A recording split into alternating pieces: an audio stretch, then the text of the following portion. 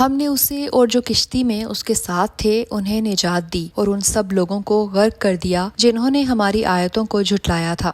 قرآن کریم میں اللہ تعالیٰ نے حضرت نوح کا ذکر کرتے ہوئے فرمایا ہے، بے شک وہ ہمارے شکر گزار بندوں میں سے تھا۔ حضرت آدم کی 10ویں پشت میں پیدا ہونے والے حضرت نوح کا ذکر مسلمانوں کی مقدس کتاب قرآن کے علاوہ مسیحیت اور یہودیت میں بھی پایا جاتا ہے۔ حضرت نوح ایک ایسے پیغمبر تھے جنہیں خدا نے ان کی قوم پر ایک طوفان کے بارے میں متنبہ کیا تھا۔ انہیں ایک کشتی تعمیر کرنے کا حکم دیا گیا جس کی مدد سے چند ایمان لانے والوں اور جانوروں کے جوڑے کو بچایا گیا۔ یہ اس زمانے کی بات ہے جب حضرت آدم کی اولاد پوری دنیا میں پھیل گئی تھی، مگر وقت گزرنے کے ساتھ لوگ اللہ تعالیٰ کو بھولنے لگے۔ انہوں نے نیک لوگوں کی تصویریں بنانا شروع کی اور آہستہ آہستہ نئی نسلوں نے انہی تصویروں کو پوجنا شروع کر دیا۔ لوگ بتوں کو سجدہ کرتے، ان سے دعائیں مانگتے اور انہی سے حاجتیں طلب کرتے۔ اللہ کو یہ بات پسند نہ آئی کیونکہ اللہ کے سوا کوئی عبادت کے لائق نہیں ہے۔ اللہ تعالیٰ نے ان لوگوں کو سیدھا راستہ دکھانے کے لیے اپنے نبی حضرت نوح علیہ السلام کو بھیجا۔ انہوں نے اپنی قوم کو سمجھایا، اے میری قوم، اللہ کی عبادت کرو، اس کے سوا کوئی معبود نہیں۔ حضرت نوح نے انہیں بار بار سمجھایا، دن میں، رات میں، اکیلے میں،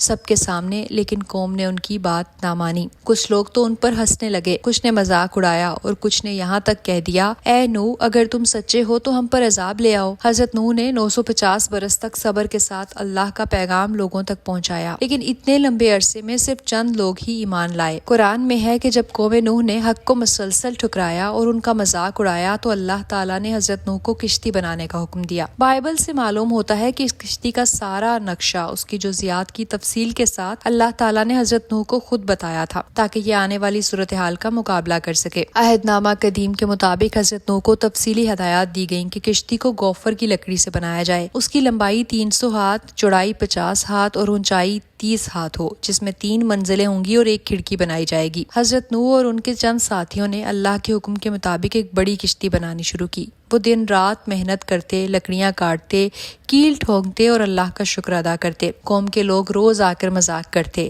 نوح کشتی بناتے اور وہ بھی صحرا میں، کیا یہ ریت پر چلے گی؟ حضرت نوح جواب دیتے، آج تم ہنس رہے ہو، کل ہم ہنسیں گے۔ تب حضرت نوح کو حکم ملا کہ وہ اپنے اہل خانہ، ایمان لانے والوں اور ہر جاندار کے جوڑے کو کشتی میں سوار کر لیں، اور ظالموں کے بارے میں مجھ سے بات نہ کرنا، بے شک وہ غرق کیے جانے والے ہیں۔ حضرت نوح نے سب کو سوار کر لیا مگر ان کا ایک بیٹا کنعان کشتی میں نہ آیا۔ حضرت نوح نے اسے بلایا، بیٹا ہمارے ساتھ آ جاؤ، کشتی میں سوار ہو جاؤ، مگر وہ کہنے لگا، میں پہاڑ پر چڑھ جاؤں گا، وہ مجھے بچا لے گا۔ حضرت نوح نے کہا، آج کوئی چیز اللہ کے حکم سے نہیں بچا سکتی سوائے اس کے جس پر اللہ تعالیٰ رحم کرے۔ نوح نے اپنے رب کو پکارا اور کہا، اے میرے رب، میرا بیٹا بھی میرے اہل میں سے ہے اور یقیناً تیرا وعدہ سچا ہے اور تو سب سے بڑا حاکم ہے۔ اللہ تعالیٰ نے فرمایا، اے نوح، بے شک وہ تیرے اہل میں سے نہیں ہے، بے شک اس کا عمل نیک نہیں، بس مجھ سے وہ چیز نہ مانگ جس کا تجھے علم نہیں ہے۔ پھر ایک دن اللہ کا وعدہ پورا ہوا، زمین سے پانی ابلنے لگا، آسمان سے موسلادھار بارش برسنے لگی،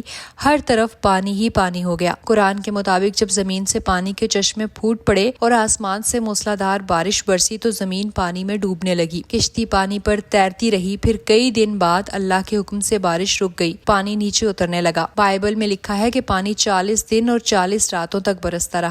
40 دن بعد پانی کم ہونا شروع ہوا اور کشتی جودی نامی پہاڑ پر جا کر ٹھہر گئی۔ یہ مقام آج ترکی میں ارارات کے نام سے جانا جاتا ہے۔ سورہ ہود میں ہے، اور کہا گیا، اے زمین اپنا پانی نگل لے، اور اے آسمان رک جا، اور پانی سکا دیا گیا اور کشتی جودی پر ٹھہر گئی۔ حضرت نوح اور ان کے ساتھی کشتی سے اترے، سجدے میں گر گئے، اللہ کا شکر ادا کیا، ایک نئی زندگی کا آغاز ہوا۔ قرآن میں بیان کیا گیا ہے کہ ہم نے کشتی کو دنیا والوں کے لیے ایک نشانی بنا دیا۔ ترکی کے ارارات پہاڑ کے علاقے میں کشتی نما چٹان بھی دریافت ہوئی ہے جسے بعض محققین حضرت نوح کی کشتی سے منسوب کرتے ہیں۔ نوح کے 3 بیٹے سام، حام اور یافس پوری دنیا میں انسانی نسل کے بانی قرار دیے گئے۔ نوح پر سلامتی ہے، تمام دنیا والوں میں ہم خوبی سے عمل کرنے والوں کو ایسا ہی صلاح دیتے ہیں۔ حضرت نوح علیہ السلام کی کہانی ہمیں سکھاتی ہے، اللہ کے حکم پر ہمیشہ ایمان رکھو، صبر اور استقامت سے کام لو۔ سچائی کا راستہ آسان نہیں مگر آخر کار کامیاب وہی ہوتا ہے جو حق پر ہو۔ کثرت رائے نہیں بلکہ سچائی ہی اصل معیار ہے۔ اگر آپ کو ہماری یہ اسلامک سیریز پسند آتی ہیں تو ہمارے چینل کو سبسکرائب ضرور کریں۔